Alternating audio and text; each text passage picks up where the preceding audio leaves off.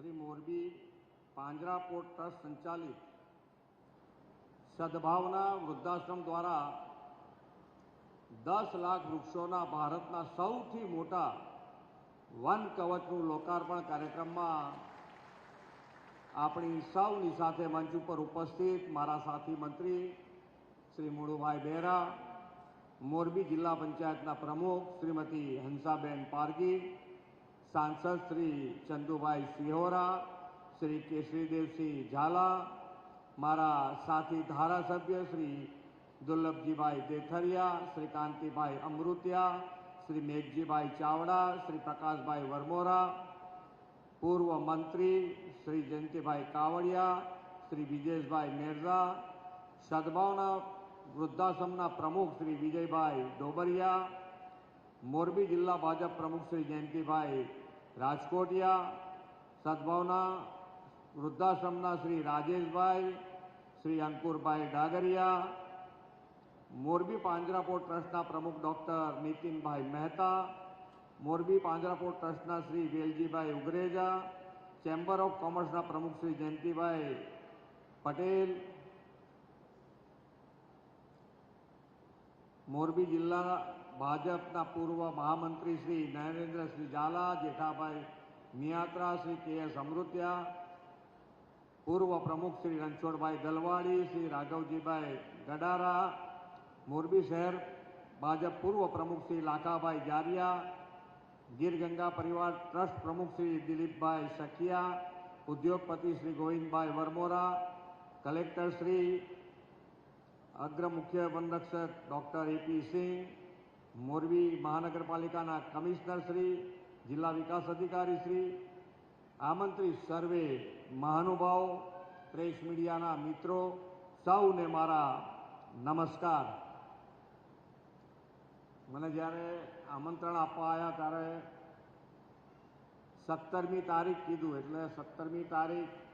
अने 17मी तारीखना कार्यक्रम अने कार्यक्रम में अहींया सुधीने आवुं अने पछी पाछुं जवुं, पण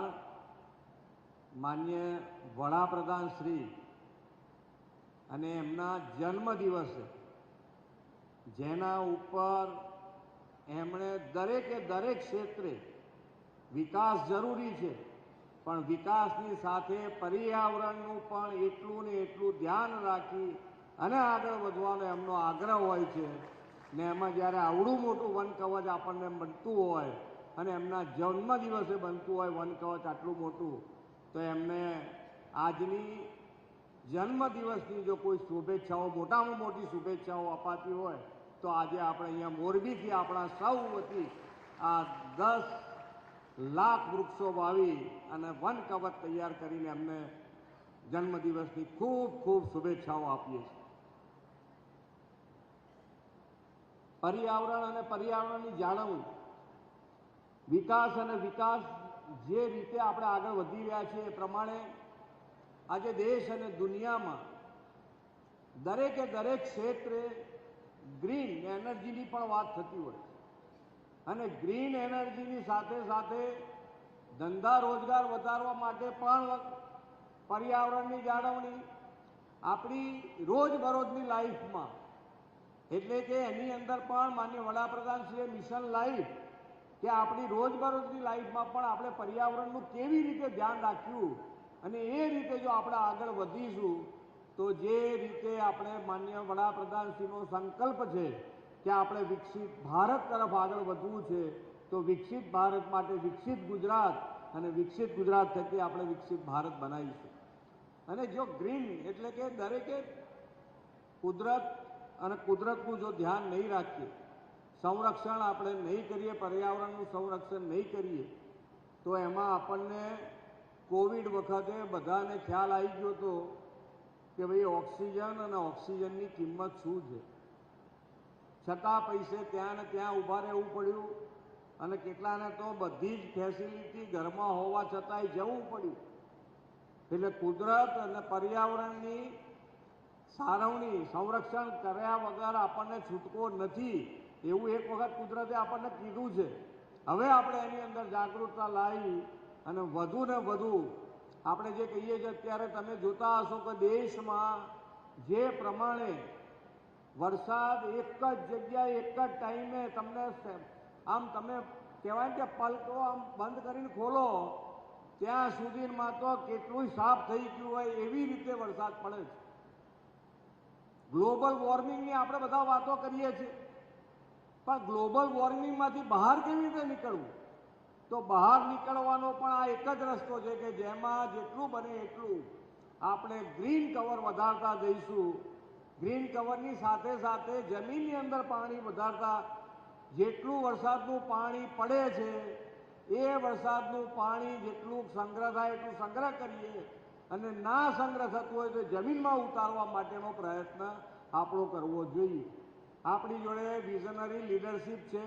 એનો મહત્તમ લાભ ઉઠાવવાનો છે. એમણે હર હંમેશ દરેકે દરેક વખતે આ બધી જ વ્યવસ્થા આગોતરી કરી છે કે ભાઈ જેમ જેમ આપણે આગળ જતા જઈશું તો આપણને શેની જરૂર પડવાની કે અત્યારે આપણી પાસે પાણી છે, પણ આવતીકાલનું શું? તો આવતીકાલ માટે પણ આ કેચ ધ રેન અંતર્ગત આખું ભારત દેશમાં આ કેચ ધ રેન અંતર્ગત વરસાદની પાણીનું વ્યવસ્થાપન સારામાં સારું થાય એના માટે આજથી સરકાર તમારી સાથે રહીને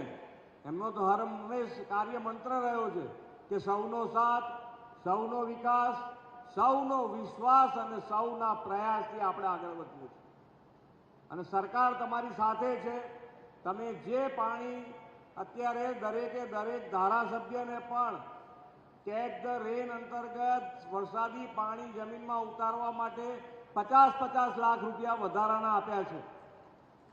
એટલે તમારે તો ખાલી એમની પાછળ પડીને જ્યાં બનાવવો હોય ત્યાં બનાવી દો. રિચાર્જિંગ બોર એટલે પાણી અંદર ઉતરતું થઈ જાય. ગ્રીન કવરની વાત કરું તમને તો જે પ્રમાણે અત્યારે ગુજરાતમાં ગ્રીન કવર વધ્યું છે, ફોરેસ્ટ સિવાયની વાત કરું છું. ફોરેસ્ટ સિવાય અત્યારે આપણે 300 હેક્ટર વિસ્તારમાં 207 વન કવચ તૈયાર કર્યા છે અને આના કારણે 1143 ચોરસ કિલોમીટર વન આવરણ આપણા ગુજરાત દેશમાં વધવાના કારણે જે વન પ્રદેશ બાકીના ભાગની વાત કરું છું એમાં અત્યારે ગુજરાત આખા દેશમાં નંબર 1 પોઝિશન ઉપર છે. ખૂબ સારું કામ થઈ રહ્યું છે આપણા બધાના પ્રયાસથી. અમે આના પહેલા માન્ય વડાપ્રધાનશ્રીના માર્ગદર્શનમાં 75 વર્ડ વન બનાવ્યા હતા. વર્ડ વન 75-75નું એક વન એવા 75 વર્ડ વન બનાવ્યા હતા. આજે ગુજરાતમાં 82 વર્ડ વન બનીને તૈયાર થયા છે. દરેકે દરેક ઝાડ ઉછરી ગયું છે. આ બધી તમારી જાણકારીમાં એટલા માટે આપું છું કે સરકાર